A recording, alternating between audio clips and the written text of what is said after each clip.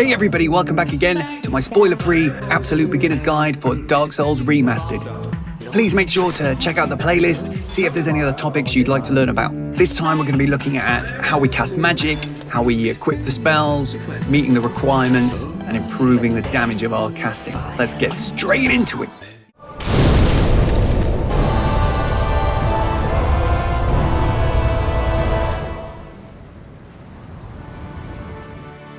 Okay, so what do we need to do to cast magic? We need 4 things. We need a catalyst, which is like a spell casting tool. There are different ones for each magic type. We need stat investment, usually in intelligence and faith. We need spells, which we can find as treasure or buy from merchants. And we need attunement slots in order to equip those magic spells. So catalysts are basically magic wands. For sorceries, we'll need a catalyst. For miracles, we'll need talismans. And for pyromancy, we use a thing called the pyromancer glove. To cast a spell, you need to have the catalyst item in your left or right hand, and then press the light attack or block button. You can do melee attacks using the heavy attack or parry button. We can't upgrade our catalysts or talismans, but we can upgrade the pyromancer glove. And that's because of how scaling works. Now, sorceries and miracles have int and faith requirements respectively, as do their respective catalysts or talismans. There's a value known as mage adjust, which is effectively the damage rating of your catalyst or talisman, and this will scale with your int or faith. There are some exceptions to this, for example a talisman that doesn't scale, but if you read the item descriptions and look at the details in the equipment screen, you can figure those out. Now, as you increase your intelligence and faith, not only will you be able to meet the requirements for more advanced spells, but the damage you deal with the spells will also increase thanks to the mage adjust. However, pyromancy has no stat requirements at all, neither for the glove itself or for the spells.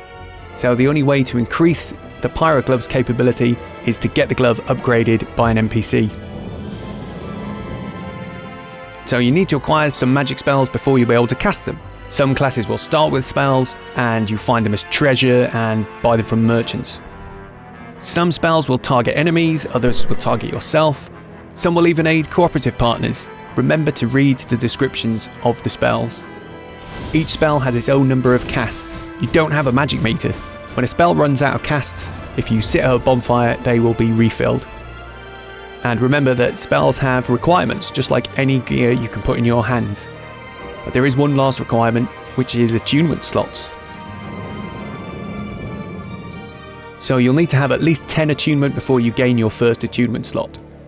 You can equip magic spells into your slots at any bonfire. Some spells can be double attuned to increase the casts available. For example, we can equip Soul Arrow twice, and then instead of having 30 casts, we'll get 60 casts. So it's definitely worth trying to get duplicates or copies of spells. There are some spells that require more than one slot. These are usually the stronger spells in the game, so be sure to experiment and see how they work out for you.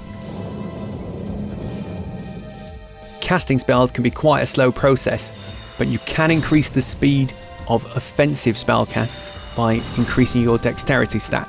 It's only a small increase, but it can help. And remember, if you get hit while you're casting a spell, you'll get interrupted unless you have sufficient poise to shrug off the attacks.